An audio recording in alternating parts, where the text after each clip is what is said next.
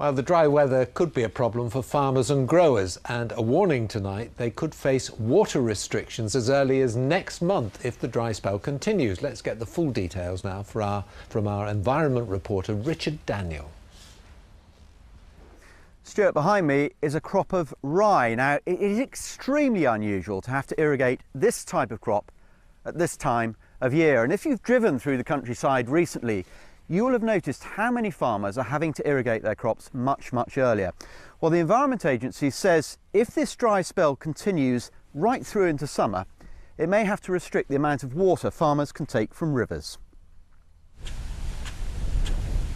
Late April, the irrigators at Low Farm at Bromswell are already hard at work, and for a very simple reason.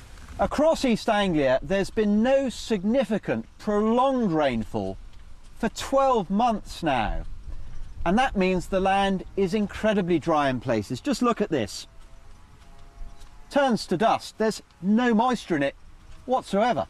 We've only had 4.5 inches of rain so far this year, so things are dry. James Foskett is using water from a farm reservoir to irrigate this crop of early potatoes. He could soon face restrictions on the use of river water for irrigation. It's the surface water, which includes the rivers. You can't save it till later. I have a river licence. I'm using it now because I can't save it for later, because if it's not in the river, we don't have any access to it. A short distance away, the River Deben. It's become a feeble trickle.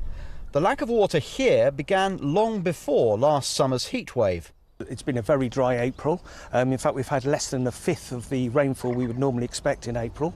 March wasn't too bad, but prior to that, a lot of the months there has been a deficit in average rainfall to what we would normally expect. Indeed, this has been going on now for several years, and so a deficit is building up over time.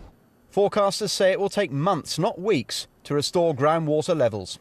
Over the coming few days and the next 7 to 10 days or so, we will see a little bit of rain, which will improve things, but it's probably not going to be enough to make up the deficit that we've been building over the last year or so. The solution for many farmers: yet more water storage. We're investing more and more water in reservoirs. We've actually built 19 in the last 5 years to make sure that we take water responsibly and give breathing space for the environment.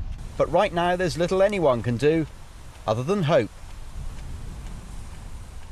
Well, what's needed now is consistent rainfall. The odd shower or downpour really won't make any difference to those groundwater levels.